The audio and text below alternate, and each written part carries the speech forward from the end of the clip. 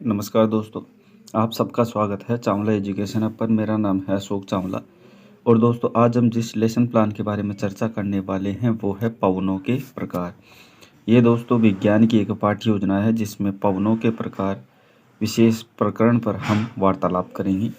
सबसे पहले आपको दिनांक, कक्षा, कालांश, विषय, कालांश, समयावधि इत्यादि चीज़ें लिखने के बाद प्रकरण आपको यहाँ पे अंकित करना है। उसके बाद शिक्षण के उद्देश्यों में देखिए, सबसे पहले है ज्ञानात्मक, अवबोधात्मक, ज्ञानोपयोग, कौशल, अभिरुचि इत्यादि प्रकार के सभी कौशल है, आप इस स्पष्ट रूप से देख पा रहे होंगे। बढ़ते हैं आगे।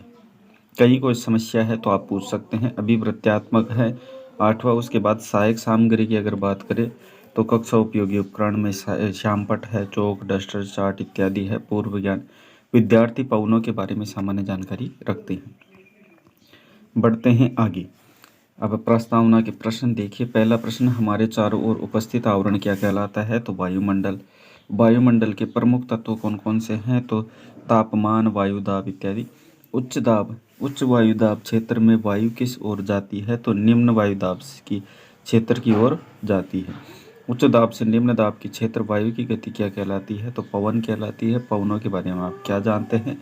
तो यहाँ पे हमारा जो प्रश्न है वो समस्यात्मक हो जाता है। उसके बाद देखिए उद्देश्य कथन कि आज हम पवनों के प्रकारों को विस्तार से अध्ययन करेंगे। शिक्षण बिंदुओं में देखिए, पहले छात्र अध्यापक क्रिया में बात करेंगे, फिर शिक्षण शिक्षार्थी क्रिया और उसके बाद है श्यामपट्ट कार्य। पहले स्थायी पवनों के बारे में हम पढ़ेंगे, जिसमें सूखते कपड़े किस प्रकार हिलते हैं इत्यादि। वर्ष भर लगातार चलने वाली पवनी क्या कहलाती है? स्थायी पवनों के बारे में आप क्या जानते हैं इत्यादि प्रकार के हम प्रश्न निर्माण करेंगे विकासात्मक। उसके बाद स्थायी पवनों के बारे में बताएंगे और स्थायी पवनी कितने प्रकार की होती है?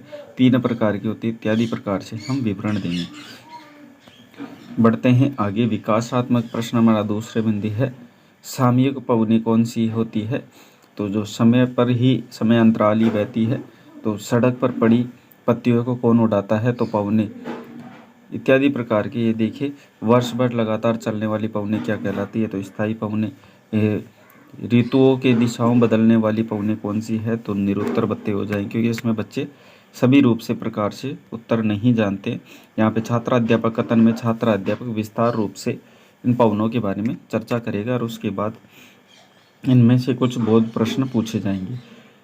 स्थानीय पवने के अभी स्थान, विशेष स्थान पर कौन कौन सी पवने बहती है उसके आधार पर विकासात्मक प्रश्न किए जाएंगे। उसके बाद छात्र अध्यापक कथन में छात्र अध्यापक विस्तार पूर्वक इसके बारे में बताते हुए फिर अंत में बोध प्रश्न इसमें कर लेता है।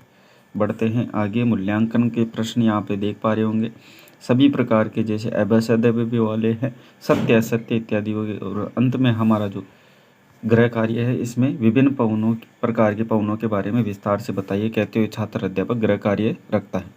तो दोस्तों, ये थी आज की पाठ्य योजना, जो कि विज्ञान की पाठ्य योजना है, पवनों के प्रकार।